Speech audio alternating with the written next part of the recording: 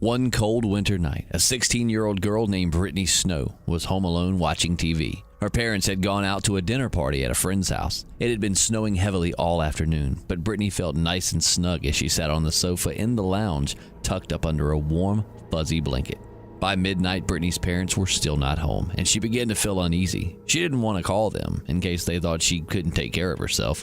The television was in the corner of the room right next to the big bay window. She was watching one of her favorite movies, a horror film named Prom Night, when suddenly, out of the corner of her eye, she noticed something moving in the bay window. Through the darkness and the falling snow, she could make out the figure of a man walking towards the window. As he got closer, she was able to make out his face, and it filled her with horror. His eyes were wild and crazy, and he seemed to be grinning maliciously at her. Frightened, Brittany pulled the fuzzy blanket over her head and tried to hide. She hardly dared to move. Slowly, she pulled the blanket aside just enough to peer out with one eye. The man was still there.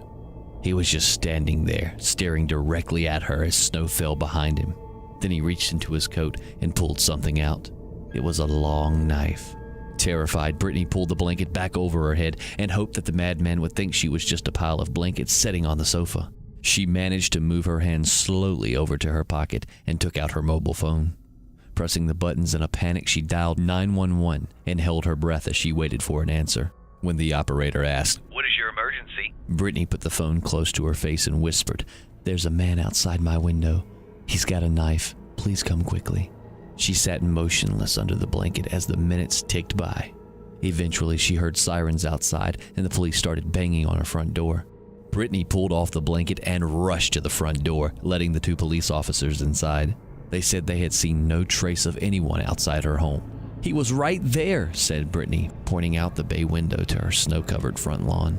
"That's not possible," said the female officer. "There couldn't have been anyone standing out there. The snow is completely undisturbed. If there was someone out there, they would have left footprints." "But he was standing right there, staring straight at me," said Brittany. "I saw him with my own two eyes." "You know, your eyes can play tricks on you," said the male officer. "Maybe you've been watching too many scary movies." The officers turned to leave when all of a sudden the female officer stopped dead in her tracks. She pulled back the sofa that Brittany had been sitting on. Her jaw dropped and her eyes widened in shock. Brittany and the male officer gasped. On the carpet behind the sofa, there was a trail of wet footprints and a discarded knife. "You weren't looking at the man outside the window," said the female officer. "He was standing right behind you all along."